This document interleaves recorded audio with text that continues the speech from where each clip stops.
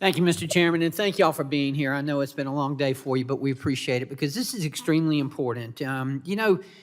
According to the Department of Energy strategy to restore American nuclear energy leadership, that's a mouthful, but according to this group, the U.S. is missing out on a nuclear reactor market that's valued between $500 and $750 billion a year over the next 10 years, I should say. I mean, just economically speaking, and never mind that we're talking about baseload, reliable, clean energy, just from an economic perspective, we ought to be pursuing this. Not only that, but looking at it from a worldview and looking at it from our allies, from our adversaries, and I know this is preacher preaching in the choir here. I know y'all all know this, but it's important that I repeat this because we know that China is providing over 80% of the financing for its nuclear power plants, and we know why they're doing it. We know that they're, in some places, even 85%.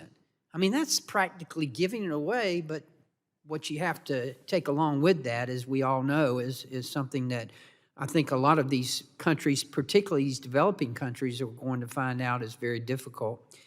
But we've had some successes here in America, too. In fact, Romania canceled its plans to work with China on a nuclear plant and instead is working with a U.S. group. That's good news. Also, Westinghouse, building in Poland and the Czech Republic, and excluded Russia and Chinese from bidding on these. So we've got the ability, we've got the knowledge, we've got everything we need. We just need to utilize it. We need to take it.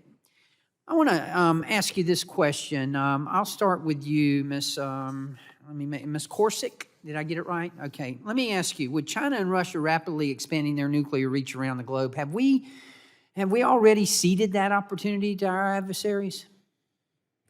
Well, thanks for the question. I think we should be incredibly proud of the innovation that we do here in the United States, and our innovation pipeline is chock-a-block full, ready to come out with several different designs. So no, I don't think we've ceded our leadership.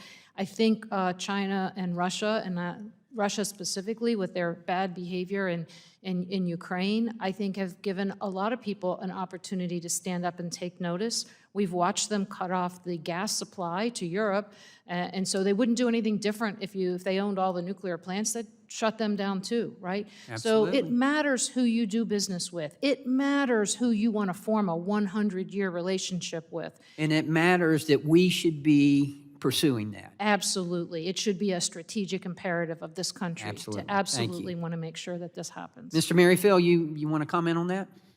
Yeah, I want to give kudos. I think the Ex-Im Bank has been working hard to partner with Westinghouse and others to allow those to be deployed. I agree. I concur with Maria. We've got the technologies. We have the ability to get out there and win those markets.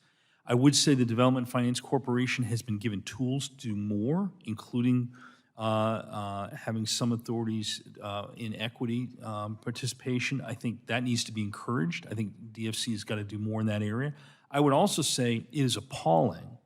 As the largest contributor to the World Bank, the United States nonetheless is burdened with the fact, as are others, that a small number of anti-nuclear countries, including Germany, Austria, and Ireland, are keeping us from allowing to tap into World Bank funding to enable these technologies to deploy to countries in Africa and elsewhere. That's appalling to me, and I think the United States government. That's a great point. I had the opportunity to visit Europe with the Conservative Climate Caucus, and I will tell you that they have allowed, particularly in Germany, they have allowed their policies to get ahead of their innovation, closing all their nuclear plants, relying on wind and solar, and now they're having to go back to coal power, and that's just inexcusable. Now, granted, some of it was due to what happened in Ukraine and Russia, but still it was short-sighted on their part. Nevertheless, we understand our natural allies, that we can have some success with them. What about the developing countries? What can we do to better position ourselves with those countries? We engage a lot as a law firm with countries in Africa, in Asia that are developing. But they're just looking for the cheapest thing. They just